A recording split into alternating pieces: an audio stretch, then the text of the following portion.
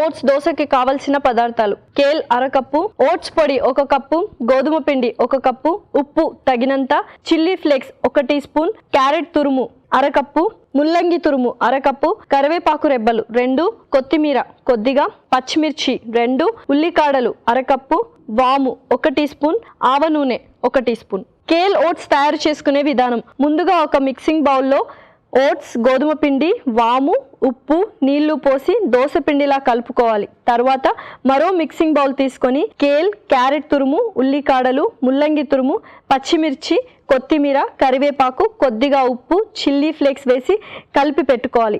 తర్వాత పాన్ పెట్టి కొద్దిగా ఆవ నూనె వేసి కలిపి పెట్టుకున్న పిండిని దోశలా వేసుకోవాలి. దానిపైన కలిపి పెట్టుకున్న వెజిటబుల్ మిశ్రమాన్ని వేసి మూత పెట్టి బాగా కాల్చుకోవాలి. సర్వింగ్ ప్లేట్లోకి తీసుకొని సర్వ్ చేస్తే కమ్మటి కేల్ ఓట్స్ దోశ రెడీ.